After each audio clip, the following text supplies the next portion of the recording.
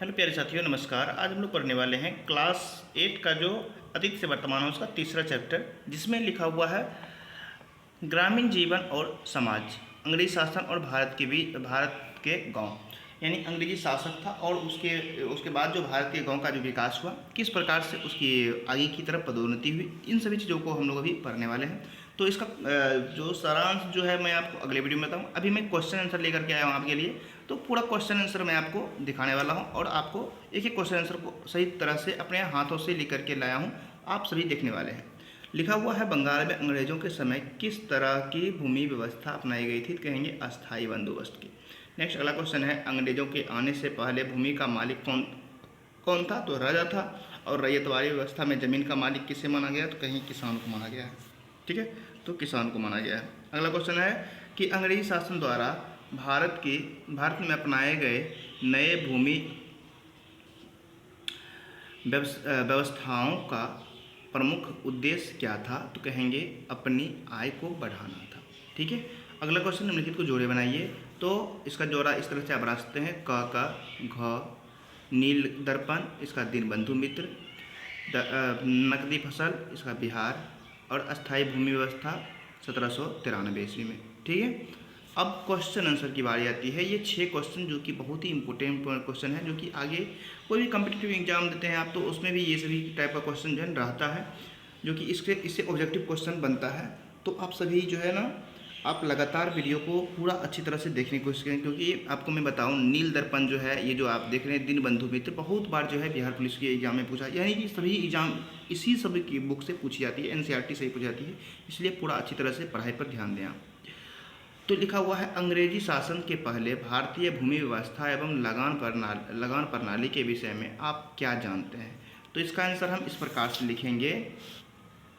अंग्रेजी शासन के पहले भारतीय भूमि व्यवस्था एवं लगान प्रणाली के विषय में मैं यह जानता हूं कि हर गांव में एक ऐसा व्यक्ति होता है जिसे राजा द्वारा काफ़ी भूमि दी जाती है। वही व्यक्ति जमींदार के रूप में किसानों से लगान वसूलता था और उस रकम को अपने पास रख लेता था। उस रकम को जमींदार राजा को अनेक प्रकार की सेवा करता था। ठीक है, उसके बदले में अनेक प्रकार की उसे सेवा प्रदान करता था।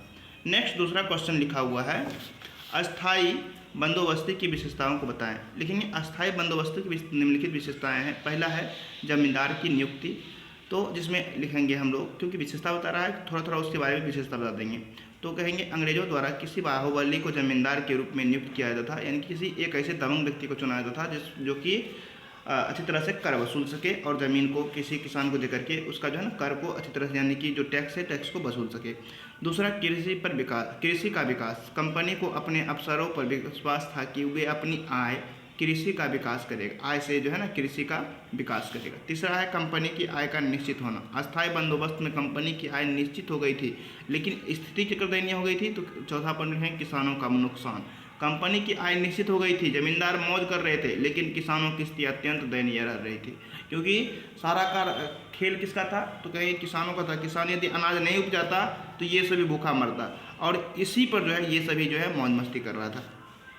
अगला क्वेश्चन, अंग्रेजी सरकार द्वारा बार बार भूमि राजस्व व्यवस्था में किए जाने वाले परिवर्तन को आप किस रूप में देखेंगे, तो कहेंगे अंग्रेजी सरकार द्वारा बार बार इसलिए परिवर्तन किया जाता था कि उसकी आय में वृद्धि हो सके, यानी वृद्धि हो, वे अधिक से अधिक लाभ चाहते थे, कारण कि उसी रकम से उन्हें माल खरीदकर अपने देश भेजना पड़ता था।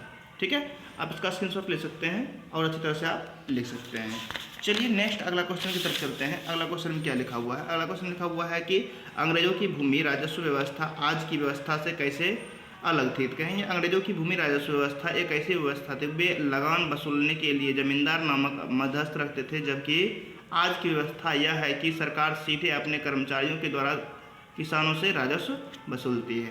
क्वेश्चन नंबर 5 में है नई राजस्व नीति का भारतीय समाज पर क्या प्रभाव पड़ा, तो कहें क्या प्रभाव हुआ, तो कहेंगे नई राजस्व नीति का भारतीय समाज पर यह असर हुआ कि किसानों और सरकार का परस्पर निकट का संबंध स्थापित हो गया। जमींदार पहले किसान को सताया करते थे, इसी मनमानी से उसे मुक्ति मिल गई। ठीक है, नई राजस्व नीति जो है भारतीय के समाज के लिए अच्छा हुआ था।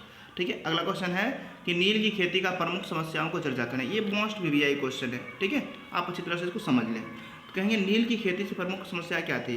तो नील की खेती से जमीन जो है ना, जो जमीन थी वह अनुर्वर यानी कि उर्वरता उसमें कम हो रही थी, अनुर्वर हो रही थी, हो जाती थी।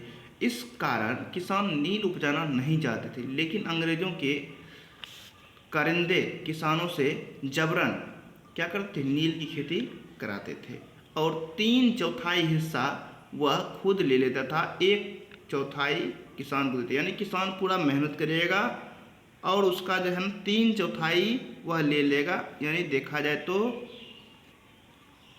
मान लो 4/4 यानी कि ये हो गया, ठीक है। इसमें से 3 हिस्सा जो है वह राजा ले लेगा और 1 हिस्सा जो बचा यह किसान के पास रहेगा। यानी एक तो किसान का खेत भी जो उर्वरता कम रही है और 1/4 ले, यानी कि 1/4 मात्र उसके पास आ पाता है। इसीलिए किसान जो है ना इस चीज़ में सफल नहीं हो पा रहा था और आगे नहीं बढ़ पा रहा था, किसान खेती करना नहीं चाह रहा था। फिर आगे चल के क्या हुआ था, तो उसके बाद जो है फिर से इसमें बहुत सारे आंदोलन चली थी, ठीक है। तो ये आपका चैप्टर का 6 क्वेश्चन था, 6 का 6 क्वेश्चन आपका कंप्लीट हो गया। उम्मीद है कि आपको ये वीडियो बहुत ही अच्छा लगा होगा। बाकी थैंक यू। यदि आपको लगा है कि आपके लिए मेहनत हुआ है तो बस एक ही चीज़ आपसे मांगते हैं, आपको सब्सक्राइब करने में कोई पैसे नहीं लगेंगे, बस एक बार चैनल को सब्सक्राइब कर लें। धन्यवाद।